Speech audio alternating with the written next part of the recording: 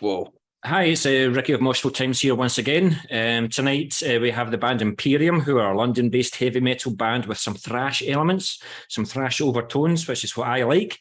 They've just released a debut EP a few weeks ago. They've got some gigs in the pipeline, and I think they played a certain festival in August as well. So this is the time when Moshville Times thought it was a good idea to chat with the band. So we have got vocalist Ben with us, and we've got lead guitarist Hardip.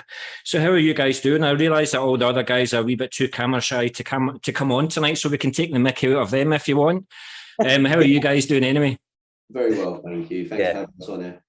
Yeah, no worries at all. No worries at all. Now, people that know me know that I have a few questions for you. So with the self-titled debut EP then being just released a few weeks ago, how did it feel to finally get the EP out there after all the blood, sweat and tears that you put into it? Well, it's phenomenal because it's been such a huge process. I mean, you know, it's one of them ones where we basically released a couple of singles from this EP at first. And it, you know, we just took our time with it. We didn't want to rush anything, and we didn't want to do anything twice. So we did it how we thought, and it worked out great. But it was basically a 2-year release, wasn't it? Huh? Pretty much, yeah. You know, we the way we recorded the songs as well. We recorded 2 before lockdown, and then 2, I suppose, within that period. And so it feels very long, but we're very relieved that it's out now, and we're very relieved on how it's come out as well. Yeah, because again, if you know me, I like to do my research as well, and I think you've been as a band since like 2015, 2016 or something like that. So when I saw that this was your debut EP, I was wondering if you're actually a doom metal band. You're just slow songwriters and stuff like that. So what was it really? Was it just, you might have started in 2015, but it took you quite a few years to get a solid lineup to get the writing process started? Is that the case?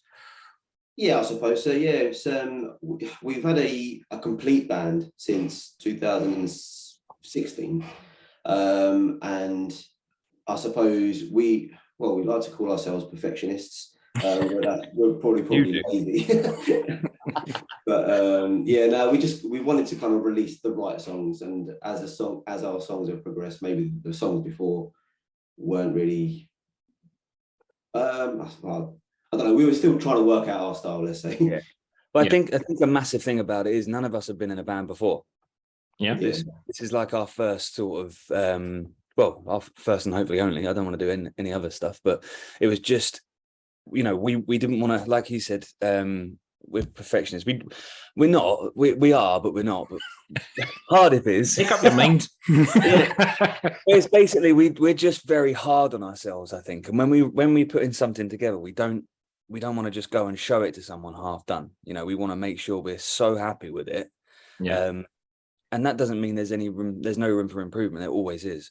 But it's just cool to just go through that for quite a long time, you know, start gigging for the first time and build ourselves up from a band no one knows to, you know, doing some cool stuff, and then finally releasing that 4-track EP with, you know, what a wicked EP release show as well. It just, the place was lit up. It was just amazing. Good. It's cool to take it from the ground up like that. It basically just made us feel like we were doing something right. Yeah. So how have the reviews been for it so far? Brilliant. Honestly, brilliant. Yeah, good. It's just it's mad because we've always hoped that people were going to say some cool stuff. Yeah. And yeah, they've come back with far and beyond that. For me personally, it's just awesome to hear people say good stuff about what we do. Exactly. But after you've been a band for like a number of years now, and for those that are new to the band and new to the EP, then how would you say it compares to your earlier material? And do you think you've now found the sound that you've been looking for with this new EP? I don't think we've found the sound. I think you know, I think our music we've matured as musicians. So I think, you know, the songs have naturally matured as well. But I think, you know, we're even intrigued on what the next batch of songs will sound like. I don't think we have like a one direct sound. I think each one of our songs sound different to the last. Yeah. So the songs on the EP then, would you say that they've changed quite a bit And would you say that maybe somebody's more responsible for the change than other band members? Like maybe, I don't know, their musical influences have changed. I don't know, maybe through COVID or something like that. They've got angrier, so the music's got angrier. Nah, man. I mean, we had basically recorded the 4 songs for the EP before COVID even hit. Okay. So when we had written them, you know, some of them are really early songs that we just managed to build upon. But I think the difference between what we were doing before and now is just we've understood like the depth of a song. Yeah. Like not just, okay, there's some guitars and there's some vocals. There's melody and everything. You know, our Hard on lead guitar does write the majority of the guitar, and fair play to him. Like every single tune, we don't approach it with a different thing. We just go, right, here's something. Everyone go and have a play. Everyone go and have a listen, and we will collectively come back and create something very much how it wants to sound, if you know what I mean, to us. Yeah. Yeah. That's cool. It's a cool little process we've got. But yeah, the new stuff coming out, I think, is the next batch is a bit fiercer, in all fairness, isn't it? Yeah, I think on the original on our first EP that we just released, we wanted to kind of show we can play fast and we can play, you know, more slow, heavy songs as well. Yeah. The next one's a bit more, it's full on. It was a big thing for us actually to choose, because I was dead against it for fear of for many reasons, but actually it turned out to be one of the best things we've done, was to put the second single we ever released was The Passing. Yeah. And that's a slow ballady type song. But I nearly cried. It's powerful, man. But it's cool to just go and be able to throw that out there, and people go, shit, okay, they're not just going to get pigeonholed into thrash metal. They've actually got some other things going on here as well. So that's a comment that someone said to us, which I thought it made the whole thing make sense to me. So I was stoked with that. Yeah. So it's hard to be the kind of guy that would send you a riff at 4 o'clock in the morning and say, this is my best riff yet, by the way. No, at all. He waits. For me, I think you send other stuff to James, right? First. Yeah, I kind of the general process is, if I come up with something, I'll try and get like a basis, like maybe like a verse and a chorus, and I'll send it to James and say, just put some standard drums on it, and then we'll jam it in the studio, see what the other boys think, and then just go. It just goes from there, basically. Yeah. You basically do the reaction, and me and Scott and Rafa will just sit there with our heads down, and he'll start playing. And I think it's if all of us just do this. That's the next thing then, yeah. Cool. Thanks a lot for that, guys. But you've also you're not shy on doing like music videos. I mean, you've got to look at all different ways of keeping the band name Imperium out there. And I think, if my memory serves me right, you've done 3 videos from the 4. You've done Here Comes the Night. I think that's the most recent one. You've done Ragnarok, and you've done The Passing. But is there going to be a video for the final track then, Deceived, or do you think that's enough? You're sick of the sight of meeting each other in a group and doing a video? Yeah, to be fair, yeah. No, we're doing a video. It's we're trying to decide what to do. We've got some ideas, but that's next in the pipeline, to release a video for that. Yeah. No, good. I think the ones that I've looked at, I think Ragnarok's my favourite, because it's the one where you don't get to see your faces in it. Yeah, 100%. No, they're all cool videos and things. So it'll be interesting to see what you come up with next. But is there somebody in the band that has these creative ideas? Right, this is what we're going to do for Deceived, or is it going to be like maybe a live gig and just have the sound over it, or what do you think? It's different every time. I think we when we did. I think the main thing for us is it's got to be a reasonable thing to achieve, like money wise as well as ideas. Because if we had all the loot in the world, our videos would be very, very different. But we just decided to go, hey, do you know what? Our first video was actually Here Comes the Night, and we thought, let's just get in a dark room and film us individually doing stuff to the songs, and it worked. It worked really well. And thanks to James, he's quite capable. He's put all of these videos together. So everything that we've done, James has done. So the second video, The Passing, was just us in the studio recording it. Yeah. Just, because I don't know, we thought it would be sick, didn't we? Because it would be well, the initial idea for the passing. Oh shit!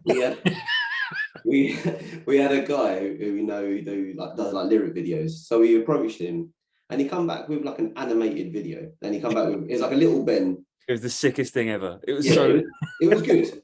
So then we said to him, can you like kind of extend the story? This is what we want. And he was just like, he goes, it's beyond my capability. So we went online, found someone else who could do it, and it just turned out to be the worst animated video ever. And so because we were running out of time, James had all this footage of us in the studio, so we just put all that together. And to be fair, it turned out perfect. To be fair, it was much better in the end. Again, it gives the fans like an insight as to what happens in the studio and see all the shenanigans and stuff.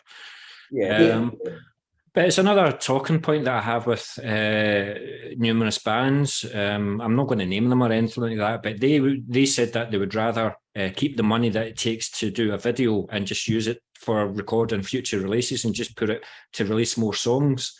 But again, doing a video it's another way of like keeping your name out there and people seeing a visual side to the band. I think you have to hit every element, no matter how important obviously new music is. I mean, for us, it's the biggest thing at the moment. We're like, right, okay, we're this far. We've got 4 songs. Our most important thing is to do more songs. But you have to hit all of the zones. Otherwise, you're just going to get something will get missed and you won't hit you. So if you guys set a precedent, then you're going to, like, every song you release, you're going to have a video for it. I'm not sure about that. I think I don't know. We'll have to see the next batch of songs. But... I think we only did this one because we released 3 songs over like a year and a half, and then the EP. Yeah. So 4 songs over nearly 2 years. Yeah. So I'm wondering if you've actually picked up the pace in the songwriting process. Then have you got like new things on the pipeline? Yeah. Is it going to be another EP, do you think? Or have you had discussions, right, let's record another 2 or 3 songs and get an album out? What are you thinking? Yeah, I mean, we are aiming for an EP. Yeah. Another EP, because again, it's affordable. Because we found a wicked place that does our music. And we don't really want to defer from that or go down a notch of what we thought is quality just to get more songs. So it's just another chance, just to get more music out there without it costing us an arm and a leg, so we can actually afford to go on tours and stuff like that as well. Yeah. I really like the sound. I really like the meaty, deep sound in it. So who done the production for you in the mixing? There's a guy called Ozzy Craggs, and his studio is called Hidden Track Studio, which is based in Folkestone. Okay. And he got recommended to us by a friend, and I don't think we'll go all the way. At the moment. The sound quality is just top notch. Yeah, it's just one of the ones as well, because obviously we're from like a play. We've never done music before, never done any production. So when we're like, okay, here's our song, can you make it like? We were doing it in front of him. He was like coming up with his little ideas, wasn't he, hard? And it was like, that's so cool. That works. It just helped us fill out a little bit, Yeah. So you've said a couple of times, Hardip, that you've never been in a band before. So did you just have a guitar and play it as a hobby, or did you always had the focus in mind to join a band, start a band or whatever? I started playing guitar when I was 7 years old, but at that time only treated it like another lesson, like maths, English and stuff like that. It didn't really kind of hit me up until a few years later, when I thought, actually, I can play my favourite songs on the guitar. Yeah. And around that time, I started playing with Scott, our other guitarist. We were in the same school as each other, and it just kind of progressed from there. And then as we started getting better and better on the instrument, we thought, you know what, let's give a band a go. Exactly. Listen, I wish I could do it. I mean, I'm 48 now, and I just wish I'd done this shit like 20 years ago and stuff. But I bought a guitar and I put it on my lap, and I'm like, why is it not making a noise? I forgot you had to actually learn how to play the bloody thing. If I picked it up now, it wouldn't be happening. My patience is gone. We're going to talk about you in a minute, Ben. I know that you're itching to talk about you yourself. But just going back to the visual side of the album, then I'm looking at the artwork for the EP. So who done the the artwork for you, and I'm just wondering if that's what the stage looks like after an Imperium show. Yeah, it's that the artists were all for Band Design, who done a couple of other albums of bands that we know. Yeah. But yeah, they just captured like what it's like the level of where we are at the moment, if you know what I mean. Like that small stage, scrappy place. Like it's based on our favorite place, the Fighting Cocks in Kingston. Sort of that sort of stage idea. Does it live up to its name? Yeah, there's a lot of cocks fighting in that place. No, it's sick. But it's just cool. It's just got the artwork's got like a load of little homages to us as a band in it. So if you look around it, you'll see like stuff Beer cans all over it, especially the backwards set list. Yeah. Stuff that we just do all the time. Like, is that to prank each other, or was that just a mistake? that was genuinely like we. So you sang the first song and they're going, no, that's the last song. Mate, it's just a little homage to what used to happen, where we would be playing away and then all of a sudden we'd all look at each other and be like, fuck, next. And harder to be like, fucking Ragnarok or something like that. It's sort of like a put it there, and then that's where that stays, and we move fast and move further and get better from this point off. Yeah. Yeah, but just going back to the album cover then, I'm always intrigued as to find out what it is that you tell the artist that you want. Like, were you basing it around, well, I guess you kind of answered it, because I was going to ask if you based it around one or two songs, like you gave him the album and you just let him do his own thing, or you said, no, this is what we want, so tie it around that, or what did you do? What did you say? It's a bit of both, really, wasn't it? It's yeah, I basically drew it out. Yeah, you did actually. Yeah, this is kind of an idea of what we want. Ben done a rough sketch of it, and then the guy come back with goods. Yeah, cool, man. Cool. Well, everything seems to have worked out. The songs, the production, and the artwork, and the videos. So thanks, man. It's just it's just so hard to keep your name out there and get the new fans. But the only way that you can do that is by being in people's faces and by gigging. But we're going to talk about the live environment very, very soon. Because Ben, we're going to talk about you. So with you being the vocalist of the band, then do you write all the lyrics for the songs, or do you welcome contributions from other band members? Yeah, I mainly write all of them. I think they change often if people suggest stuff. Like, I know James has definitely suggested some cool bits before, and Scott will have. I think you have. Everyone does some suggestions in there, to be fair. But yeah, I'm the last person to touch a song. I can't go near it until at least the drums are on with the guitars, as I just get my mind into that song. And so that's why it took like 7 years to record the album, because you're the slow writer, right? The songs were ready for like 6 years and you took 7 years to write them.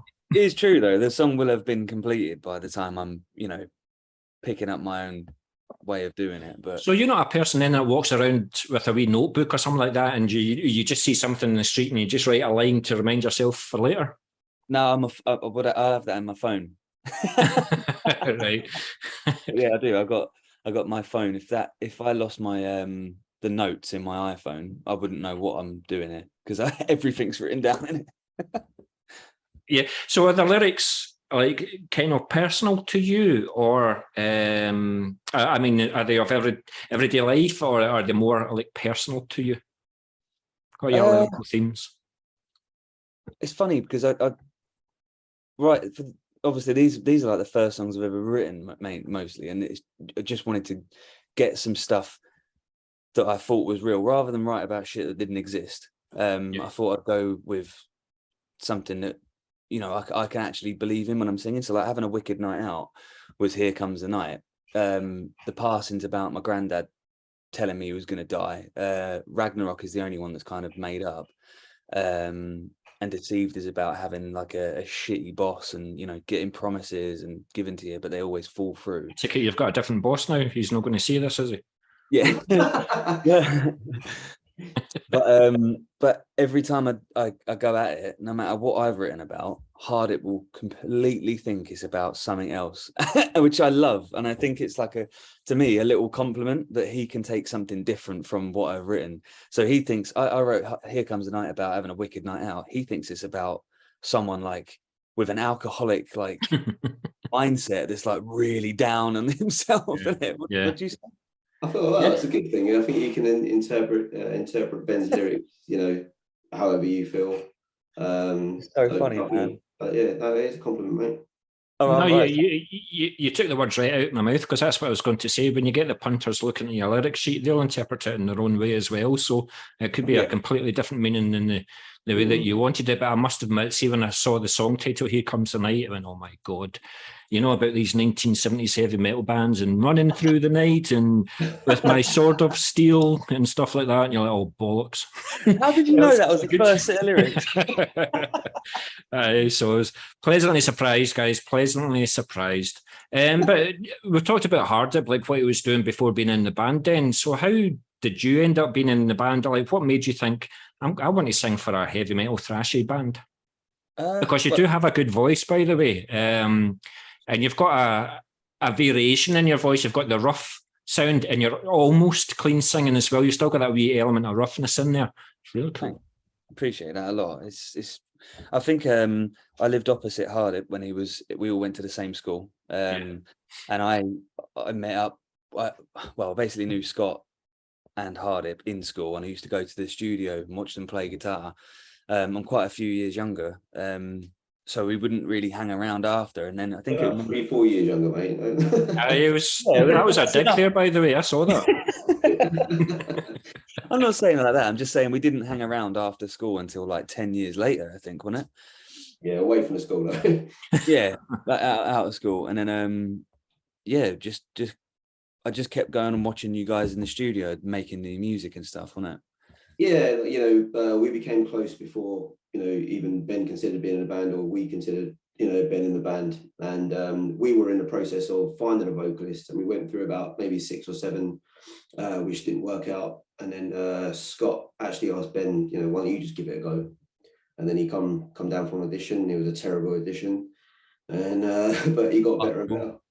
Well, I was going to say, like, how does it feel, Ben, to be the 8th vocalist of the band, but also, and I hope that they made you audition twice. But I mean, I was auditioning for about a year, but he's. Had you always seen yourself as a singer? Like, were you doing other things for singing? You never even knew you had a voice. No. I wanted to. If anything, I wanted to learn guitar, and I just couldn't put my head to it. But I don't know. I just kept at it, and I really enjoyed being around the lads anyway. It was always fun, always wicked to do, and we just kept getting together every Thursday and going in the studio and doing covers and stuff like that. And I guess that's pretty much what took so long for everyone to, I was obviously the last person, and I don't even think I've found my voice even now. Yeah, there's a lot to learn, but it's just one of the things that I love just doing and just growing into it. I was just thinking as well, I mean, the harder during COVID, for example, and during the lockdowns, he could just pick up his guitar and just keep on playing and stuff like that. How did you keep your voice in check? I'm just wondering if you sang in the shower or sang in the car or something like that, keep your vocals. In all honesty, I don't practice probably as much as I should. I practice in the studio with the lads Thursdays. Apart from that, I keep my voice chill. I sing at work if I'm on my own or something like that, but not at my level, because it's for some reason really scare the customers away. it's just loud. But I didn't really practice much over COVID, and we came back and just got back in the studio and just started cracking on. Very much into writing new stuff melody wise and sort of understanding new songs and that, but practicing, I'm pretty terrible at it. He's hating right now. So with the 5 of you having, so I take it you just all live close together then? Do you meet up every Thursday, as you just said? Yeah, I could throw a stone and hit hard it right now. That's how close. Me and Ben live fairly. Me, Ben, and Scott live fairly close to each other. The 2 others are kind of, it's a bit more of a distance, but they work kind of closer to our area, so we're able to meet up at least one day a week. Cool. So talking about the rest of the guys in the band, then, with the five of you being together, and when it comes to like creating new songs, how do you keep it all together? Like when, like say, negotiating what stays in and whatever song, do you have a vote? Is there fights in the studio? Is there blood on the walls or anything like that? Or is there one or two players that's saying that's staying in and that's it? I think we I think me and Ben probably disagree the most, but we find a neutral ground. Yeah. But I think we don't really fight, do we? I think there's only disagreements every now and again. That's it. It's only ever a disagreement, and there's always reasons for it. So we just work around and make, you know, if something's not going to happen, then something else has got to take its place anyway. So we do that, you know. But there's never any difficult because you do have 5 different opinions. Yeah. And you got to work together and then, you know, make it work. But we always get there in the end. Yeah.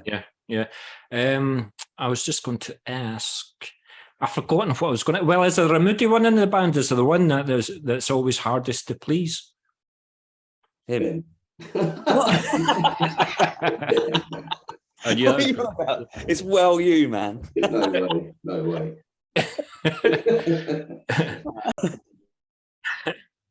Thanks a lot for that, guys. Thanks. But looking at the more business side of the band, then I see that you've been signed to the growing Unearthed management. So, how did that come about? How's the relationship been so far, and what do you hope Unearthed will bring to Imperium?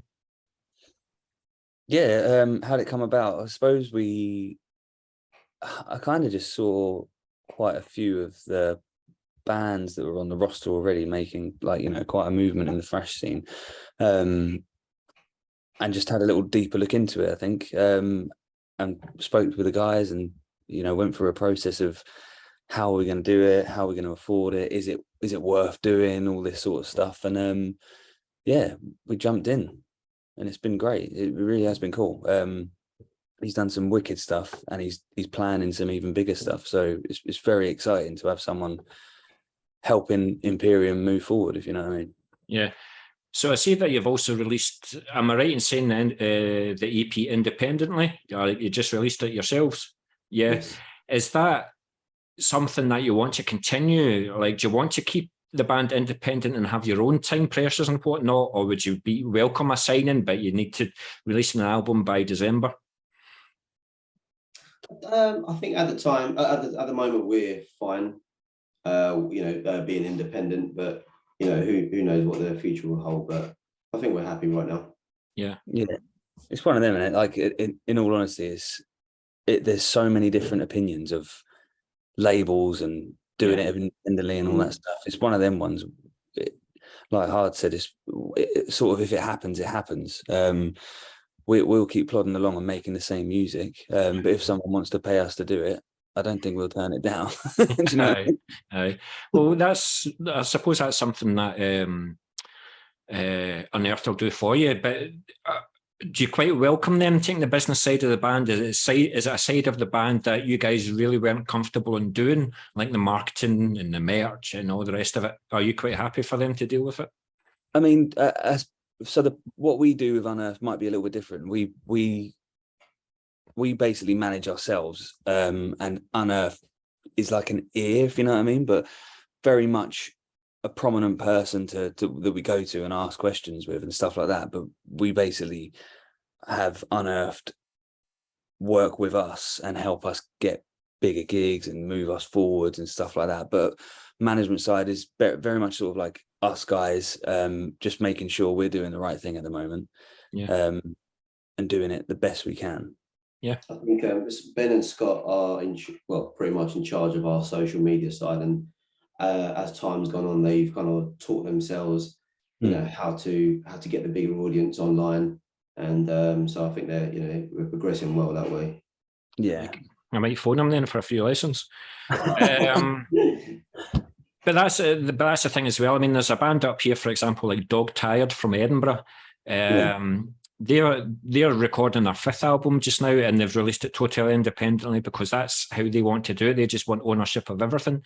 So I mean, there's pros and cons with everything, yeah. So just see if anybody knocks the door after this EP, especially what you're going to be releasing next as well. Before we go on to the next questions, like with the material that you're looking at next, are you looking like mid 23 for it to be released, or even earlier than that, or mid 23? I think, yeah, we're planning just after spring. I think that, to be fair, it's going to be summertime now, isn't it? By the time we get everything done for it, it's going to be definitely summertime. Right. Yeah. Summertime 2023, or you mean in summertime 2030, the way things are going with this band? We'll probably finish a full song by then. We'll see when you do. Be sure to send it to Moshville Radio. Obviously, you'll get all the articles and everything through Moshville Times, but we'll play it on the radio as well. Mark plays a show on a Saturday night as well. He likes his groove and he likes his thrash, so he'll be playing you as well. So keep your eyes and ears open for that. But any new material, you know exactly where to send it. Until then. Now that the world has opened its doors to playing live again, you guys have been performing quite a few gigs in the live front. So before, we'll talk about it then. How was the small gig that you played in August? It was very intimate. So what stage were you on actually? On the New Blood stage. Right, so rammed. We had a great slot at 6 o'clock, and it was just What night did you play? Saturday night. Yeah, so it was just we're still high from it. It's very surreal. What happened that night or the rest of the weekend. Yeah, it's a crazy buzz.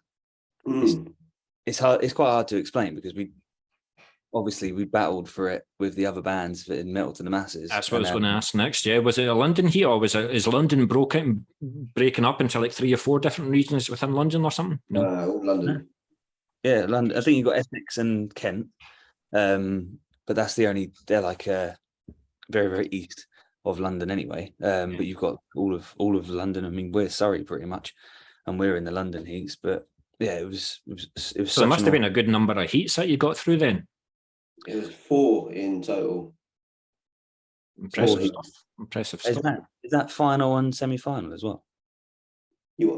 Was that 4 including final, semi-final? No, I think it was first heat, quarterfinals, semi-finals, finals. Nice. Yeah. Impressive stuff. I imagine there'll be some caliber of bands that you beat to get that slot. So. I think it was anyone's because there were so many different types of metal that came through as well, and they were all very tight and very good. So we feel very privileged to won it. It's crazy. Bloodstock's just gone, and I already see that they're taking applications for Metal to the Masses again already. Right. It's absolutely crazy. But how did you cope? Because I can imagine that you've played small gigs, 100, 200, 300 size venues and stuff like that. How did it feel going out to like a good few thousand people? Just spot on. Like, it just felt so good. We've been in front of some cool crowds. That was probably the biggest, but that was definitely the biggest crowd we've ever played in front of. Yeah. But it's one of them ones where you're a little bit like, okay, cool. What are they going to be like? You're worrying about what they're going to be, reaction's going to be, or what you can do with them more than what you're going to do on stage, almost to a point for me when it was going up there. Yeah.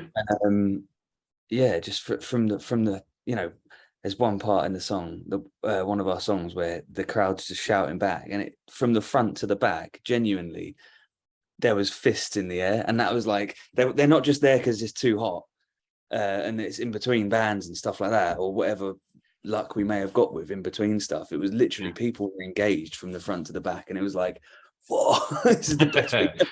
Did you cry? But almost, well, definitely. A question I have to ask though is, who made the most fuck ups? Did you forget your own lyrics, Ben? You know what? I do forget a lyric probably at least once a gig, but I don't know if I did on this. I think I was so tuned in. I think we all were, to be fair. I think we had a run of gigs where something just kept on going wrong. One of us just kept on having a brain fart, and then we were so nervous about that happening at Bloodstock, but I think we went into the studio so many times just to get extra tight.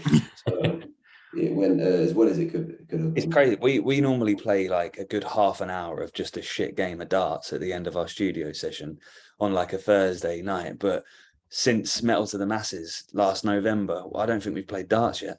I've still got the trophy. Yeah. I've got a dartboard behind this table. I love darts. I've got darts up there. Have you? You've got to play it, man. You've got to play it. I love it. But the other band members aren't here, so you can take the mickey out of them. So was it? I know it's a drummer. It was a drummer's. He fucked up the most, didn't he? Yeah. So that's talking about gigs in the past. Then, what gigs do you have in the future? What do you have planned for the end of the year? Or are you concentrating more on the writing process? We've got tons going on now. Yeah, it's a bit of both. To be fair, we're writing new material. We've got 3 gigs till the end of the year. We've got 2 in Manchester and 1 in. What gigs are you playing in Manchester? You see Manifest? No, Manifest. Yeah. Yeah, we've got Manifest, Thrash. That'll be a good gig. Is that at the Bread Shed? Yes. Yeah. I was there last year for a certain festival. And it's a great venue. It's a great venue. You'll have a great time up there. Yeah. We're looking forward to that. We've got a few things lined up for 2023 already. So the gigs are rolling in. When's this being aired or showed out there? I was going to say it'll probably be the end of the week. Cool, because Friday we're if it is Friday when this comes out, we're showing that we're doing a tour with Dog Tired actually. And we're coming up to Scotland, man. We're going to come and see you. Glasgow or Edinburgh? I think it's Legends. That's Edinburgh. Aye, so I'm not coming in. Don't like it. Honestly, you'll have a brilliant gig. The guys at Dog Tired, they'll pull punters in left, right, and centre, and you'll play to a good-sized venue and crowd. So you'll get new fans up there for definite. You couldn't meet better guys. But that's absolutely brilliant. They're playing for. I've set up a festival in Glasgow as well for December the 10th, and I've got them headlining it. So you'll get to see them before I will. So you can let me know if they turn it on. They're bloody better. That's next year. That's not this weekend. That we're announcing it Friday, but that's going to be March next year. March next year, right? Okay, right, cool. Yeah, it'll probably be the weekend before the article will go live, so I'll be fine then. I'll make sure it goes after you announce that then. Cool. Yeah, whenever. Yeah. Aye, cool. That's one of the tours. We've got another tour. We've got Breaking Bands Festival. We've got Alt Fest, I think, as well. We've got. So you're finding that you're getting a lot of these opportunities because of Bloodstock and Metal to the Masses, or I suppose there's a bit of everything, and the strength of your EP as well. I think it's a mix of everything. Yeah, everything. It's all ladders, isn't it? Everything helps every step up. So we're just, like I said, it's just. Well, next step is to headline Bloodstock. You never know. Yeah, you never know. That's something to ask as well about gigs. Have you ever thought about venturing further north into Scotland? But it's great that you are coming up. It's a shame that the guys from Edinburgh are being racist and not coming through to Glasgow. That's fine. But if I find out what night it is, if it's a weekend, then I'll definitely do my best to get through. I mean, it's 45, 50 minutes in a car if I break the law. So see what I can do, man. See what I can do. But yeah, looking forward to that one then. On form. Yeah, cool. See, looking at the EP, and now that you've had a wee bit of time to reflect on it, would there be anything that you would change? Guitar-wise, yes. I think as because we're still playing them live, we kind of like, I don't know. Are you sick of playing them? Nah, not yet. Yeah. I think because we do, like, as I said, like we add little bits, and you think, oh, that sounded quite good. I wish I stuck that in the EP. Nothing major, yeah, but just little bits and bobs. Yeah, it's fine. Yeah, I think I might like vocally. Obviously, I'm still learning, so I think I personally sing them live better than I have managed to record them in that. For me personally, that's a big statement, because I've done nothing but compliment you on your. No, I don't mean to be. I don't mean to be like that, big headed or anything like that. That's a stupid way of looking at it. But I just feel like it's quite hard to capture how you think you sound live. Yeah. If you know what I mean. So when we go back next time, I'm gonna try. I think I've developed quite a bit in that time period. You know, it's been about 2 years since we recorded that. So hopefully, well, I would hope that I've got better. Yeah. Person. So it's quite exciting to go back and put some new stuff. But with the old EP, for me, yeah, just some melody, like, or not melody, like, you know, just more powerful bits in some parts. Yeah. Yeah, one of the things I love in a band is having more than one vocalist. I think it just adds so much diversity in the song. Have you guys thought about having a second vocalist, like maybe mixing it up with clean singing, or is it just going to be yourself, Ben? No. There's definitely a little bit of clean singing in the next one. There's definitely some more harsher vocals, and also Rafa, our bassist, does the backing vocals for our songs, even in the old ones where we can't, where I need help, if you know what I mean, getting through a set of lyrics. But I would love to be able to get him to do his parts that he does in the next EP, because he's got like, he's the most mixed up kid, man, and he's got an American accent, and I think that would be so cool to have if he could master it. But he doesn't. Does he know that he's going to be singing in this next EP yet? I don't think so. It's a Moshville Times exclusive. He is now. No, it's just one of them things. It's one of them things to sort of like think about coming into it. But yeah, I'd love to have that diversity in the sound. It'd be pretty cool. Yeah. I mean, he just needs to practice more than me. One of the best things that I've seen live, one of the best bands that I've seen is Nile, and they had like 3 vocalists, and it was just. I love it, man. I think it's awesome. I think it's so cool when, you know, the whole band, even if it's for like one lyric in the whole song, just all of them go, something like that. Yeah, absolutely. But listen, guys, it's been an absolute pleasure talking to you. I've got one last question, and this is probably going to last another 40 minutes. Because this is where we're going to talk about the instruments that you used for recording the EP then. So, Hardip, what's so Ben's going to fall asleep now. Hardip, what's your guitar setup? What pedals do you use, your amps and whatnot? So I've got a Boss MT2 as a distortion pedal. My guitar is a Jackson Kelly. Okay. On the other pedals I use is like a delay and boost, which is Moore, MOOER.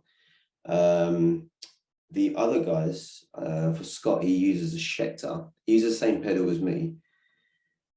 Rafa has got a Fender bass. I couldn't tell you what the model is. Is there one of you that's like a geek? Like every time he comes into the studio, he's got another pedal?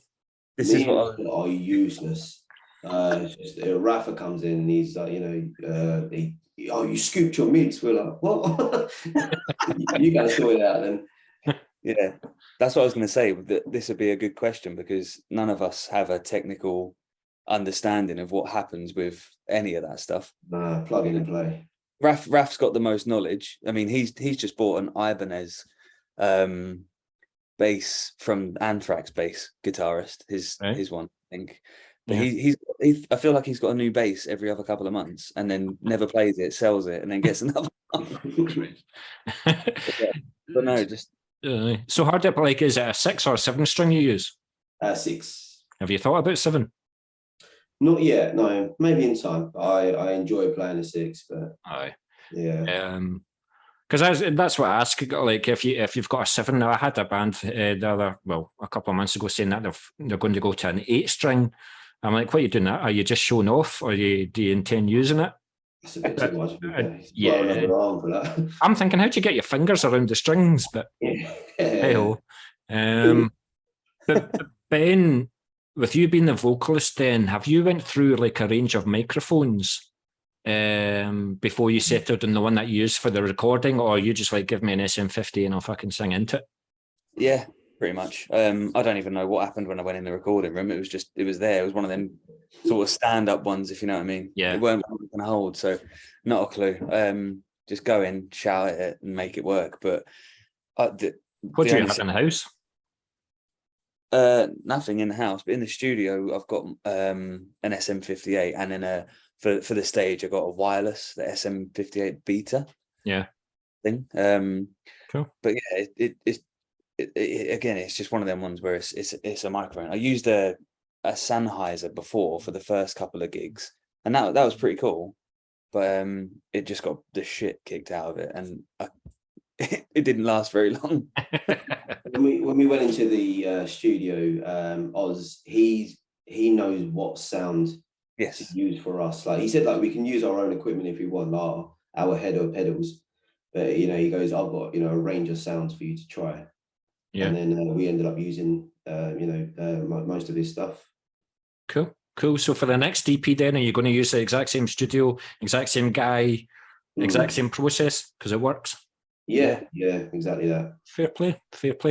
But listen, guys, as I said, thank you very much for this opportunity. Like I said, we'll get you played in the radio. We'll get you spread over Moshville Times socials, my own socials, and we'll get people to know Imperium. So I'm very much looking forward to what you told me with Dog Tired. And I'll make it through, and I'll see you in the flesh, and we'll have a couple of Jack and Cokes. Yeah, that'd be awesome. Thank you. No worries, guys. Thanks very much for that. Cheers. Appreciate you, mate.